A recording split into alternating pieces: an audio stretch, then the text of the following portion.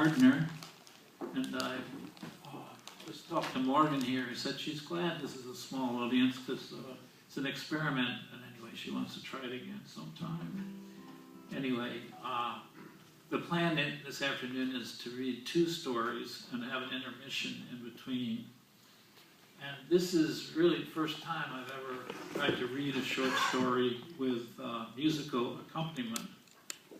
And not just any accompaniment, but the virtuoso performers, David Van Deventer and Morgan Morrison.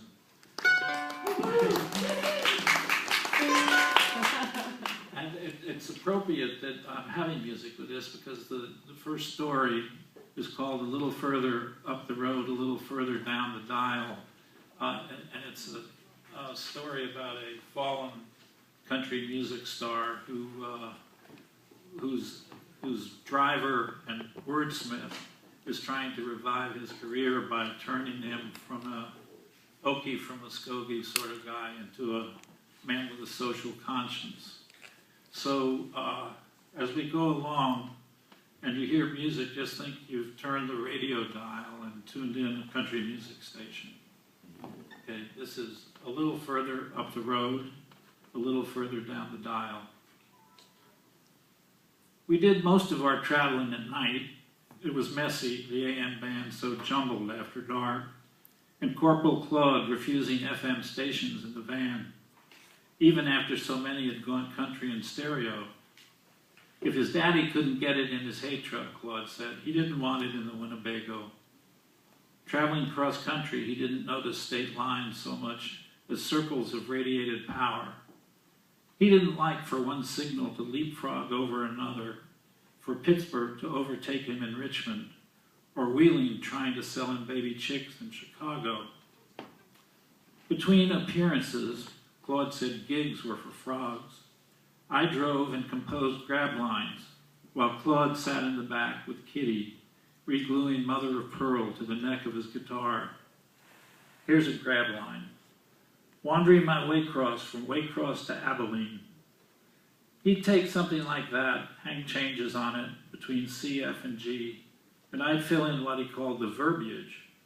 That was his way of saying anyone could be his driver. We were way down, the act had gone seedy. Our last single, The Pearl Fell Off the Martin, spelling loser on the floor, was ignored. We didn't discuss Claude's name anymore. Too late to change it. He'd thought if there could be Private Farron Young after Korea, there could be Corporal Claude Warline after Vietnam. He saw it as a little promotion for country music in general. He was testy in those days, always making lists of things for me to write about. His Tennessee mountain home, semis, prom night, radar, poisoned love. Kitty tried to keep the peace between us. She'd interrupt whenever we passed the city's antenna farm, and we'd all raise a glass to the next shower of radio waves. There was a girl we picked up on the road outside Nashville one night. She couldn't decide if she was going to Taos or San Francisco. Claude didn't mind a local rider in the cab, but I carried her beyond the WSM signal, tantamount to a breach of the Mann Act for him. He put her out before we crossed the Mississippi. I tried turning the incident to our account, something about obliging a woman but violating a man. No, no, no, he yelled at me. I was out of line. But Claude felt bad about raising his voice. He sat up front with me while we crossed the Big Muddy, where W turns to K in the call letters. You know, he said, it's not the color homogenizing the country, it's the Holiday Inns. Yes, I said, go on.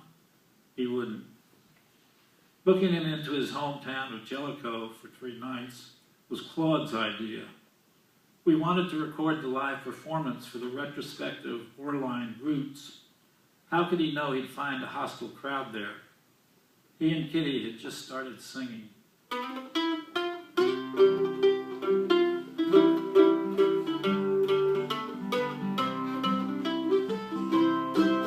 He was crying for the glory of the class of '74. Billy Joe and Brenda Sue girl that he adored. But all he left his high school was a pile of broken bones.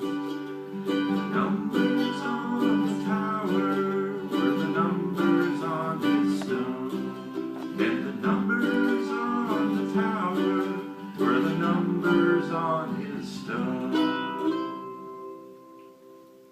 A student called, "You're toast, Warline. Anyway, we're on trimesters." The tape was ruined. Next evening at a benefit in the Elks Lodge, he opened with, "They won't have to ride any school bus up there," about that tragic accident on a Kentucky highway. There was only scattered applause. The cut was useless for a live album. Before the night was over, he'd called the Elks animals. There was no third night. There were some picket lines he wouldn't cross. Routed in his backyard, Claude went soft and teary and said, "Do with him what I would." I set to work on new material. Inspired by some children in Memphis, I wrote something different.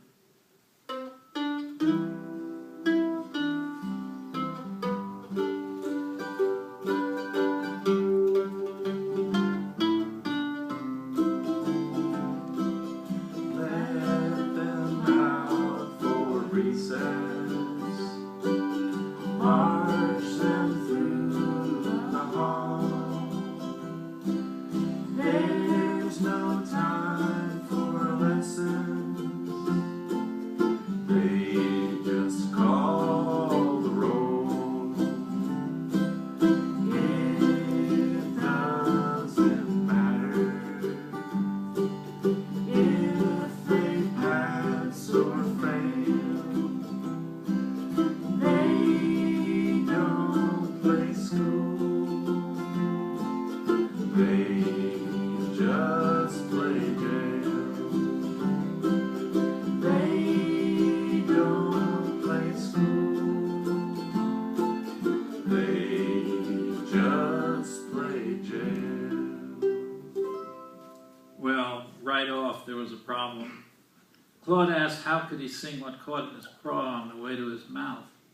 He wanted the 3 R's in there somewhere. When I told him schools these days were really performing more of a custodial function, he spat and told me be careful how I talked around him. It was my turn to complain. "Look, you've sung in San Quentin," I said. "You've done time of your own. The AMs and the pickups are in your pocket." There was a brief lull after They Don't Play School was released while the industry took stock. Claude thought there wouldn't be a pedal steel in Nashville. He'd do a session with him. But 2 months later, the song was #1. We'd hired another driver, and I was riding in back with Claude and Kitty. Country Ghetto, they called it. It exploded all over the dial. I told Claude, "Let the others follow, but don't let them pass you on the left." Kitty was watching our rear for imitators. "Listen to this," she said one night. She was following the station up and down, anticipating the drift, and we didn't miss a word of Sad-Eyed Social Worker. Claude and Kitty covered it.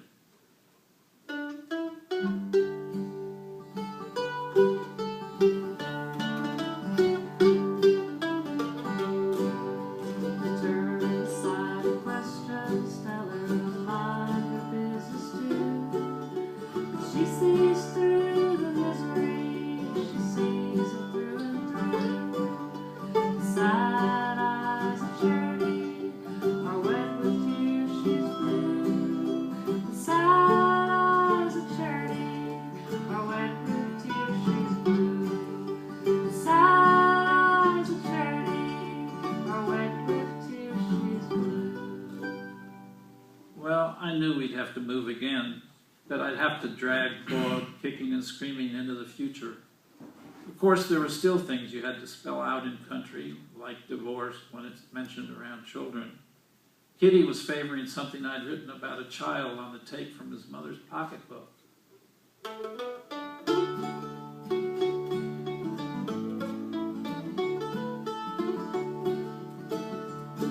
Is this play money, mommy?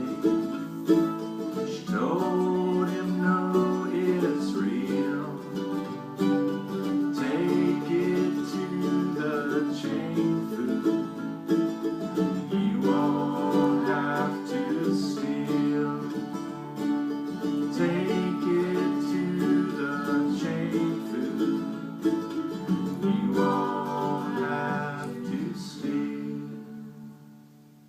Claude wasn't fooled by this scheme to bring him out for food stamps, but we were drifting off the charts. A song about a subway suicide was moving up, and here was Claude reminding us how unsentimental he was about city rolling stock. I came up with a sequel to that first hit.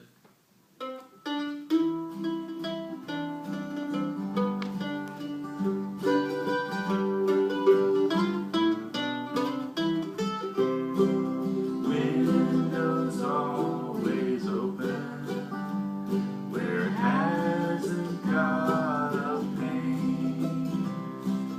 Everything's wide open, but they're locked inside again. Locked inside the weather, winter frost and gale. They don't play house, they just play jail.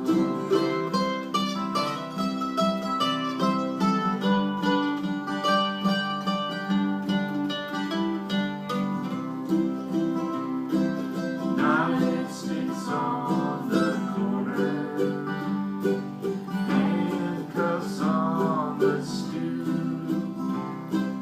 They all know where Daddy is. Daddy's in the coop. Now the only bars he knows are the ones without a rail. He don't play house, he just plays jail. That one was issued to ho-hums from the DJs, further loss of chart momentum. The trades, said the father of country ghetto, was dragging down his own movement. In Pete, Kitty took the grommet pliers I'd put in her Christmas stocking and wrote King of the Ghetto Nation in studs across the yoke. Just to remind him who he was, he complained it had got too heavy to wear and left it in the laundry and took him carry.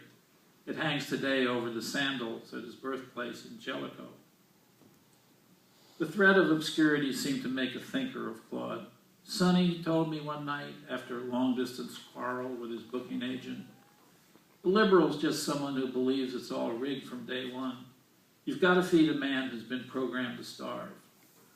A reporter heard him say he'd never be outlived again. Claude denied it, but he gave me permission to write what I would. I started with a broken family in St. Louis, something called Daddy's Invisible.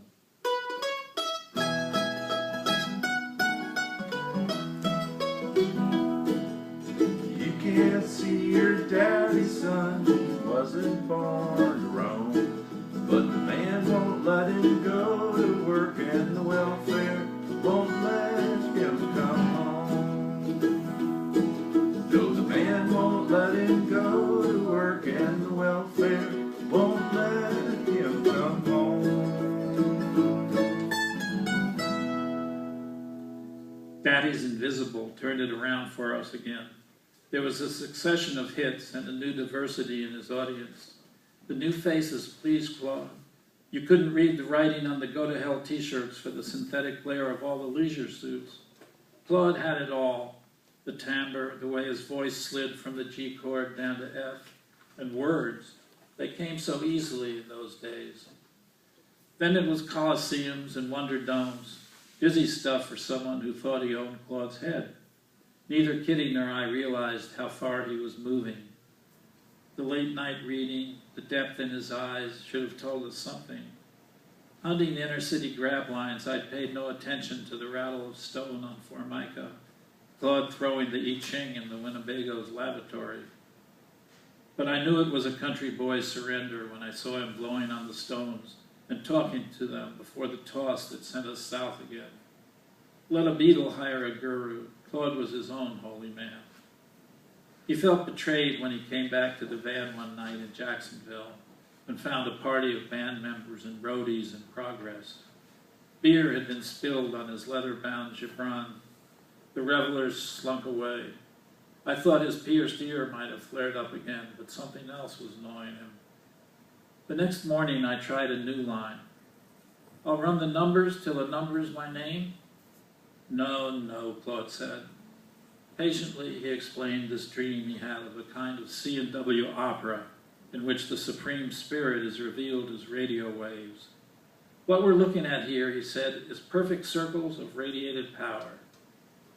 There were several months of gestation before he began his allegory, Heaven's Radio, a tale of sin and redemption in which an American gypsy thinks he's the new Messiah.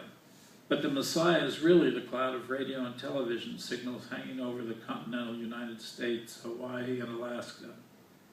It succeeds on a whole lot of levels, Claude said, and indeed it did. The 5-disc album of 50 cantos, one for each state in the Union, forever changed Nashville's notion of country music's purview. 2 years of composition and recording, the months of squabbling over mixing rights, left Claude depleted. But you couldn't twist the country dial without hearing him and Kitty.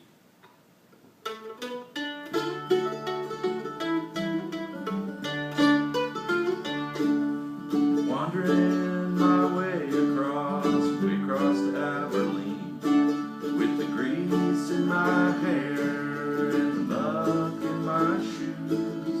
When it comes to me in daylit dreams, the highway's no place for a man with the blues. Saddles the home for so lost and found, corrals of corrales for the chutes of Cheyenne.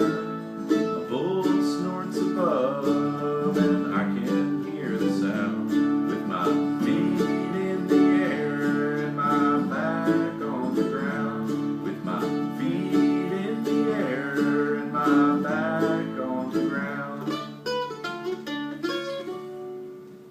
With the album out at last and a movie version of the opera in release, interviewers began to probe his worldview. Being down here on Earth's kind of like coming out of the chutes, he'd say. If you get bucked off, you got to go back for another ride. Like when I failed Miss Jackson's 3rd grade, I had to take it over again from Mrs. Millard. In the last months, Claude burned with a hard flame. Reporters following the tour sensed the end. They were asking me for the color of his pills. I told them the only time I ever heard him mention the effects of drugs or alcohol was in a PX beer garden traveling through West Virginia when he said, "I hate this 3.2 stuff." We were touring the nation with Heaven's Radio, with 2 tractor trailers carrying the gear and instruments of the band, which had become more like an orchestra. I feared the retinue would send an idea man into eclipse, but Claude kept me in back with him and Kitty. Those fellows wouldn't know karma from an overdub, he assured me. His last show was in San Jose, an open-air performance of the California Canto. One of the violins had been hot-dogging it on the wah-wah pedal, but the libretto held the crowd's attention. Claude was finishing the passage in which the gypsy, Pietro, is stoned by the shopkeepers of a huge mall where crowds of lowriders had gathered to watch and listen. We were using the new electronics. Backdrops were projected onto a huge square of sky over the stage.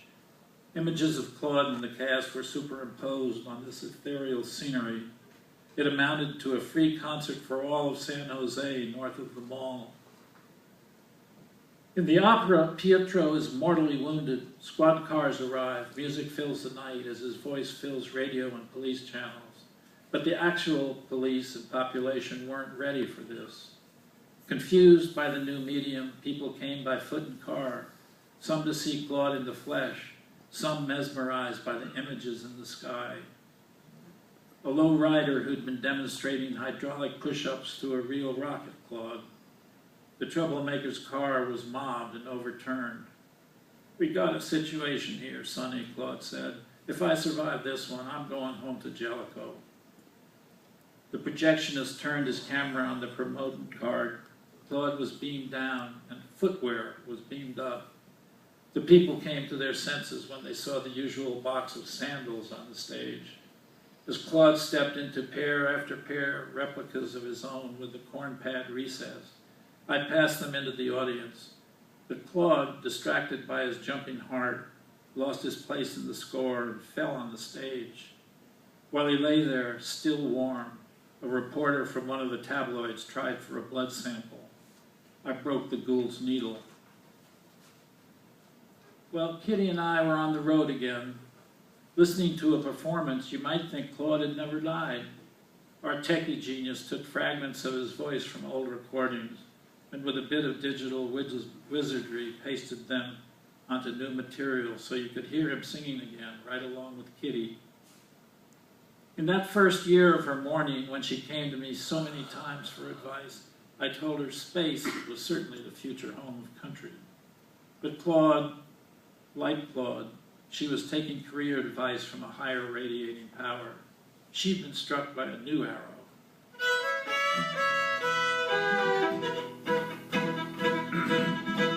Coming down from Amarillo, across to Abilene, with a trooper in my mirror and a map upon the screen. When a voice fell from the sky and a cop in hot pursuit, girl, you took a wrong turn, recalculating route. Flying past the Midland, when the speaker broke the quiet, says I'm not talking roads around, girl, I'm talking die. If you're following me, said a lady in the sky, you'll be taking probiotics cause you'll have to purify. You'll be taking probiotics cause you'll have to purify.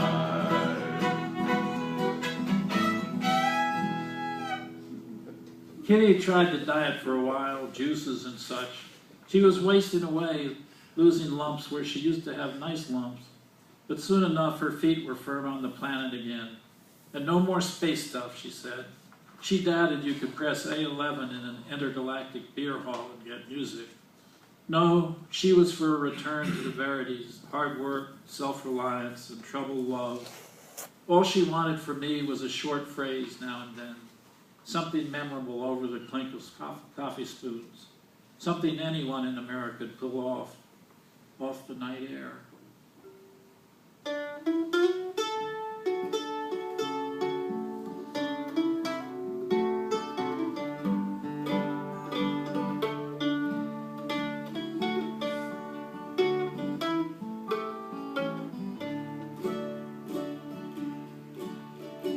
Looking for an angel in every passing mile, a little farther up the road, a little further down the dial.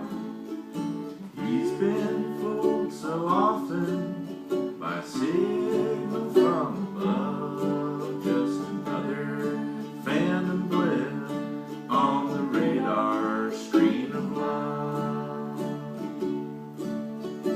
Wheeling out to Waco, he's chased the calm smile, a little farther up the road, a little further down the dial, where a cowboy sees a lady who could fit him like a glove, just another phantom blip on the radar screen of love, just another